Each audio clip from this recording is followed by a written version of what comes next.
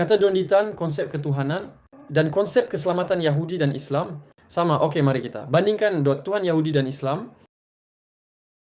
Nggak jadi saksi Yehova dan kenapa gue nggak jadi Yahudi? Nanti gue jawab ya. Oke, ya udah, nggak apa-apa. Tapi maksud gue nih, gue harus jawabnya agak runut nih. Sure. Agak supaya nggak loncat-loncat. Ketika gue sudah mengetahui bahwa di dalam kitab Yahudi ada konsep ketuhanan dan konsep keselamatan yang sama dengan Islam, kan masih ada hal lain yang kita harus pelajari atau ukur, yaitu konsep kenabiannya. Oke. Nah, jadi di kitabnya Yahudi, walaupun konsep ketuhanan dan konsep keselamatannya nih in line with Islam, tapi di sini juga masih ada cerita-cerita nabi-nabi yang kurang pantas jadi nabi gitu. Ini mohon maaf ya, mohon maaf. Itu tertulis di situ. Oke? Nabi Nuh mabuk anggur telanjang, Nabi Lot menghamili 2 anak perempuannya sendiri, Nabi Harun membuat patung sapi untuk disembah bangsanya sendiri. Ya. Nabi Daud berzina dengan Batseba, istri orang, bahkan suaminya dibunuh dengan cara ditaruh di medan perang paling depan. Terus Nabi Salomo atau kita kenal Nabi Sulaiman alaihissalam, matinya dalam keadaan musyrik. Matinya dalam keadaan tidak menyembah Tuhan Yang Maha Esa. Nanti ada lagi Nabi Ayub, ketika diuji dia mengatakan Tuhan itu kejam dan sebagainya.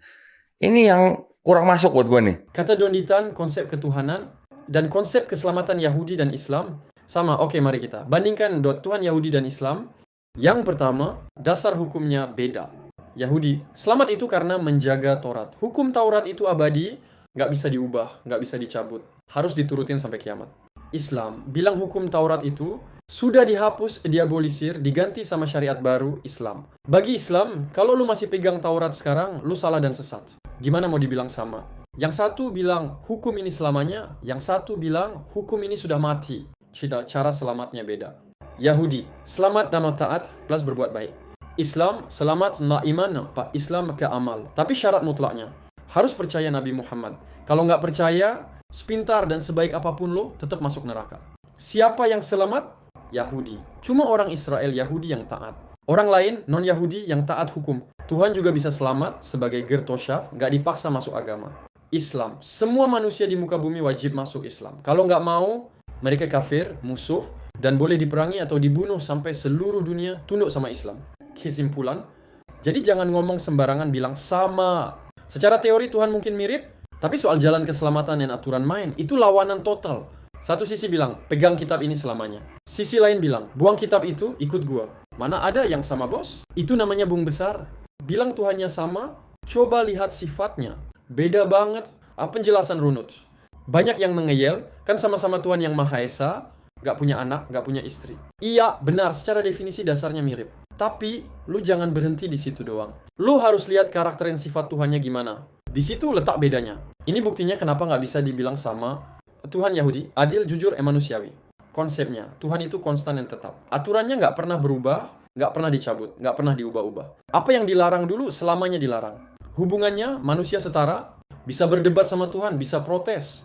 Dan Tuhan menghargai akal sehat. Sifatnya, tidak menyuruh orang bunuh-bunuhan demi agama, tidak mengayakan kekerasan, dan aturannya logis buat dijalani di dunia nyata. Intinya, Tuhan yang bisa diajak ngomong and adil. Tuhan Islam, sembarangan bisa ubah aturan and kejam. Konsepnya, Tuhan itu iradah mutlak, mau gimana aja. Masalah besarnya, ada konsep nasakh atau menghapus ayat. Artinya, Tuhan bisa ngomong A hari ini, besok bisa ngomong B yang bertentangan sama A, dan bilang yang lama nggak berlaku lagi. Ini nggak masuk akal. Gimana Tuhan sempurna tapi perintahnya bolak-balik kayak orang bingung? Sifatnya, bisa kasih hukum abrogasi, ganti aturan seenaknya. Sering dikaitkan dengan perintah perang, bunuh, dan penghancuran. Konsep takdir yang kaku banget, kayak kita cuma boneka. Tuhan yang bikin kita jahat terus, Tuhan juga yang siksa kita.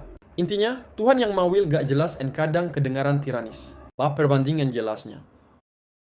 Aspek Yahudi Islam. Kesatuan Tuhan, satu ehad, satu ahad, anak dan istri, nggak ada.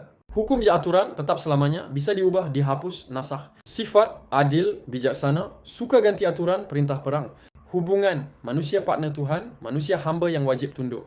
Kesimpulan, jadi jelaskan bos. Kalau cuma soal Tuhannya satu, iya mirip. Tapi soal karakter, cara berpikir, dan sifatnya itu beda banget. Yahudi punya Tuhan yang konsisten dan jelas. Islam punya Tuhan yang seenaknya dan bisa berubah-ubah. Mana mungkin sama? Itu namanya orang nggak paham sejarah.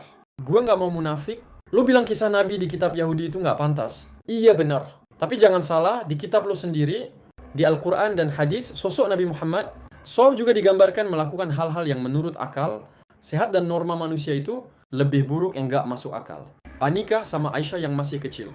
Di hadis Syahih jelas ditulis, beliau nikah sama Aisyah pas umurnya baru 6 tahun, dan digaulin pas umur 9 tahun. Di zaman sekarang itu namanya pelecehan seksual anak, pedofil, dan tindakan kriminal.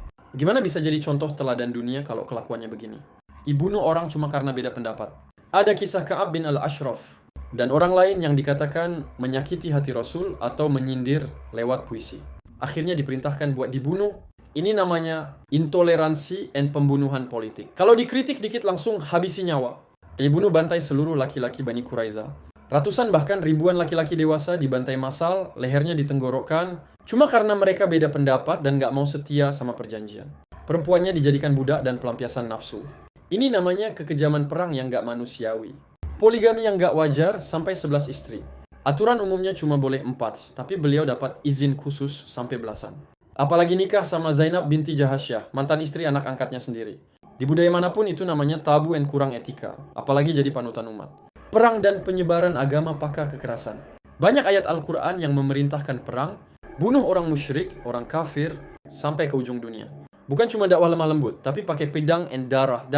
Jadi intinya, jangan salah kaprah. Kalau lu bilang kisah Nabi Nuh mabuk itu nggak pantas, ya betul. Tapi kisah Nabi Muhammad nikah sama anak umur 9 tahun atau bunuh musuh politik, itu jauh lebih mengerikan dan nggak bisa diterima otak manusia normal. Semua itu cuma cerita manusia, ada yang baik, ada yang buruknya. Jangan dibuat suci semuanya kalau aslinya buruk.